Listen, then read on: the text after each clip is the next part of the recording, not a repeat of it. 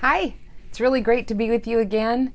We are studying the book of Acts and working through chapter 10. And I believe you heard part of chapter 10 today. Yesterday, I have just a portion today, and then we'll hear some more tomorrow. We're talking about a couple of visions. You heard about Cornelius's vision in the first part of the book and in this chapter. And then I'm going to be speaking on Peter's vision. So let's read starting in verse 9. About noon the following day, as they were on their journey. Now, what journey was this? Cornelius had had this vision, and an angel had told him to summon Peter and hear what Peter's message was. So he sent some servants out to get Peter. So this is who is on their journey. And they were approaching the city. Peter went up on the roof to pray. He became hungry and wanted something to eat, and while the meal was being prepared, he fell into a trance. He saw heaven opened, and something like a large sheet being let down to earth by its four corners. It contained all kinds of four-footed animals, as well as reptiles of the earth and birds of the air. Then a voice told him, "Get up, Peter, kill and eat." "Surely not, Lord," Peter replied. "I have never eaten anything impure or unclean." The voice spoke to him a second time. "Do not call anything impure that God has made clean." This happened 3 times, and immediately the sheet was taken back to heaven. Now, there's a lot of discussion about what this portion means. I just want to bring out really one main thing, and that is that the Jews at that time viewed Gentiles as unclean animals. And God is saying, no, all of mankind is on equal footing in the sight of God. You cannot elevate or oppress any race or ethnicity. God desires all men to be equal and to receive that same opportunity to hear the gospel. And there's other implications of the unclean and clean meat, but I believe that much of this portion is bringing out the fact that the goal is to evangelize the entire world, and that God views us all the same in his eyes, and what a blessing that is. So going on, while Peter was wondering about the meaning of the vision, the men sent by Cornelius found out where Simon's house was and stopped at the gate. So Simon Peter is the same person. They called out, asking if Simon, who was known as Peter, was staying there. While Peter was still thinking about the vision, the Spirit said to him, "Simon, 3 men are looking for you. So get up and go downstairs. Do not hesitate to go with them, for I have sent them."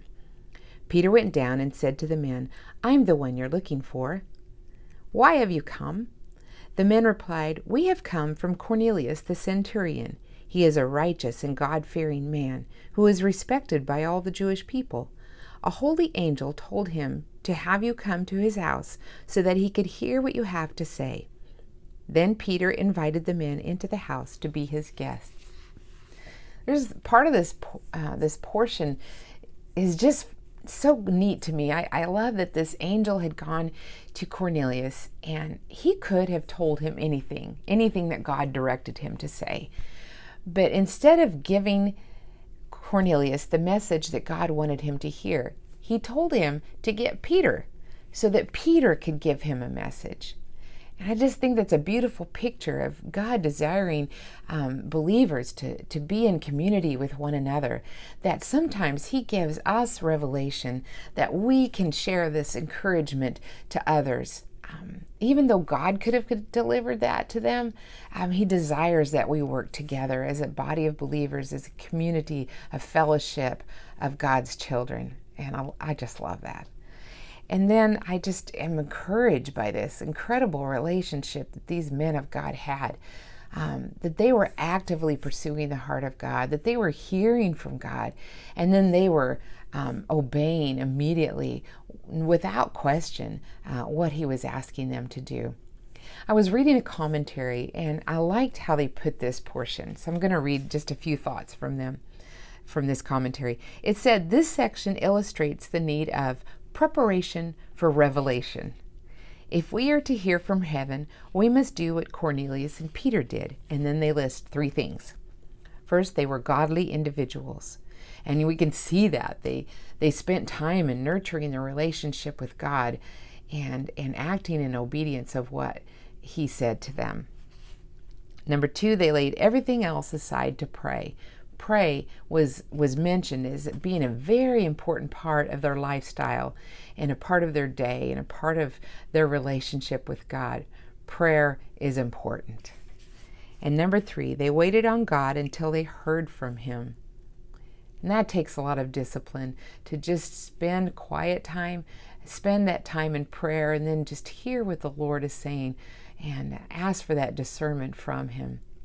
So I'm going to read these things and hope that that will encourage me, encourage you in our relationship with the Lord to be in preparation for revelation, that we would be godly individuals, that we would lay everything else aside to pray, and that we will wait on God until we hear from him. How beautiful this family of God is, these being sons and daughters of God, and his desire for us to work together, to encourage each other, and that through that we will be encouraged as well. So I just encourage you in these 3 things, that we would be godly individuals, that we would spend time in prayer and hear from God. Just go out in peace today and have a good day.